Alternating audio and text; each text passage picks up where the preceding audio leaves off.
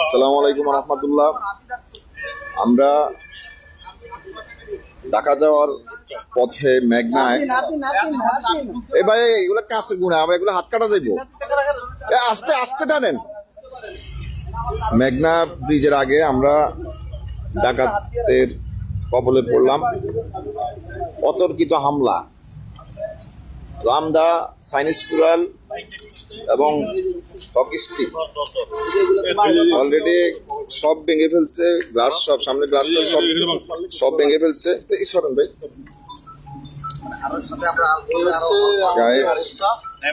পিছনে হামলা, প্রত্যেকটা গ্লাস অলরেডি ভেঙে ফেলছে।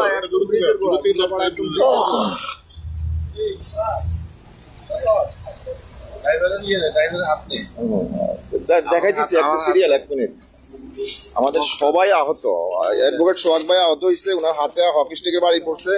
ফিরোজ ভাই এখানে রামদা দিয়ে কোপ দিয়েছে। ভাগ্য ভালো পোশাক ছিল, জ্যাকেট থাকার কারণে কোপটা পড়ে নাই, তবে এখান থেকে হালকা দেবে গেছে।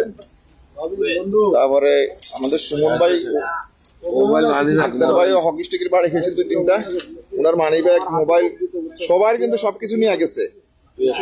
2-1টা ছাড়া আমরা যেগুলা নিচে ফালাই দিচ্ছি এগুলা কিছু নিতে পারে নাই। সবার অলরেডি সবকিছু নিয়ে গেছে। ড্রাইভারের বাম হাত যথেষ্ট ফ্র্যাকচার, অলরেডি হাত অনেক ক্ষত হয়ে গেছে। ড্রাইভারকে কয়েকটা কোপ দিচ্ছে, বাড়ি দিচ্ছে হকি স্টিক দিয়ে। আমার বন্ধু রুবেলকে হকি স্টিকে বাড়ি দিয়েছে 2টা।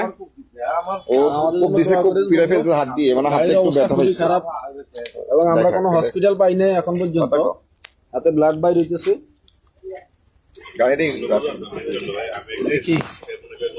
দেখেন কি রকম করছে। কত কি দাম, দূর থেকে দেখা, দূর থেকে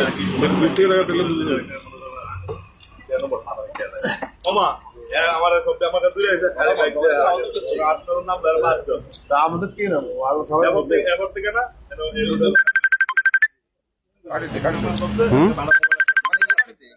কল কাটি দে।